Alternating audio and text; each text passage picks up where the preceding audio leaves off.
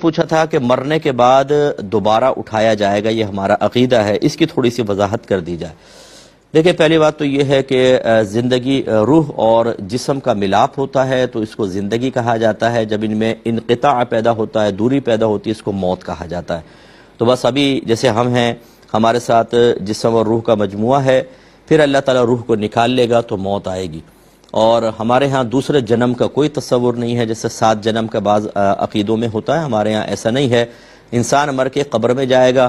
یہ قبر کی جو منزل ہے، اتنا جو ٹائم پیریڈ ہے، یہ دنیا اور آخرت کے راہ میں ایک رکاوٹ ہے۔ آپ دیکھیں کہ جب یہ ٹائم پورا ختم ہوگا تب ہم آخرت میں اٹھ سکیں گے، اور رکاوٹ کو برزخ کہتے ہیں، اس لیے اس عرصے کو عالم برزخ سے تعبیر کیا جاتا ہے کہ جب ہم مریں گے تو عالم برزخ میں جائیں گے، وہاں پر قبر ہوگی۔ اور قبر کا مطلب یہ نہیں ہوتا جو گڑھا ہے، یہ تو ہم اور آپ اس کو کہتے ہیں۔ قبر اصل میں مرنے کے بعد اور میدان محشر میں اٹھنے تک جہاں پر انسان رہے گا وہ اس کی قبر ہے، چاہے وہ زمین کا گڑھا ہو، چاہے اس کو مچھلیاں کھا جائیں، شیر کھا جائے، ان کے جسم کا حصہ بن جائے، وہیں پہ اس کی قبر ہے، اور وہیں پر منکر نکیر آ کے کویسچنز کرتے ہیں، اور وہیں عذاب اور ثواب کا سلسلہ شروع ہو جاتا ہے۔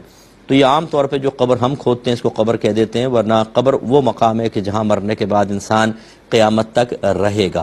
جو نیک ہوگا اس کی قبر جنت کے باغوں میں سے ایک باغ ہوگی، اور جو برائی کر کے جائے گا، کافر مرتد وغیرہ ہیں، تو ان کی قبر جہنم کے گڑھوں میں سے گڑھا ہے۔ پھر ایک بیچ کی کیفیت ہوتی ہے کہ برا مسلمان، بہت سے مسلمان ایسے ہوں گے جیسے بے نمازی ہیں، لوگوں کو تکلیف دینے والے ہیں، جو عورتیں زبان چلاتی ہیں، یہ شوہروں کی بہت زیادہ نافرمانی کرتی ہیں اور بغیر شرعی وجہ کے، یہ عذابات قبر ان کے لیے تیار ہیں۔ اللہ تعالیٰ معاف فرمائے سب کو، اللہ تعالیٰ ہم سب کو معاف فرمائے، ہماری بہنوں کو بھی، ہمارے بھائیوں کو بھی، لیکن بہرحال عذاب قبر ہوگا۔ اور اسی طرح منکر نکیر آئیں گے، کویسچنز کریں گے۔ 3 کویسچن ہوتے ہیں: مر ربو کا، تیرا رب کون ہے؟ ما دینو کا، تیرا دین کیا ہے؟ ما کنت تقول فی حق ھذا الرجل، تو اس شخص کے بارے میں کیا کہا کرتا تھا؟ اور نبی کریم کا چہرہ انور دکھایا جاتا ہے، سرکار بلکہ باقاعدہ قبر میں تشریف لاتے ہیں۔ جو ان تینوں سوالات کے جواب دے گا سرخرو ہو جائے گا۔ پھر برود قیامت سور پھونکا جائے گا، ایک سینگ سا ہے اس میں، حضرت اسرافیل علیہ السلام سور پھونکیں گے، پہلی مرتبہ سور پھونکیں گے، سب تباہ ہو جائے گا۔ 40 سال کے بعد دوبارہ سور پھونکیں گے، ہر چیز زندہ ہو کر اللہ تعالیٰ کی بارگاہ میں پہنچے گی۔ وہاں جا کے ہماری زندگیوں کا جتنا بھی ہم نے کام کیے ہوں گے ان کا حساب و کتاب ہوگا۔ جو کامیاب ہوگا سیدھے ہاتھ میں نامہ اعمال دیا جائے گا، ناکام ہوگا الٹے ہاتھ میں نامہ اعمال ہوگا۔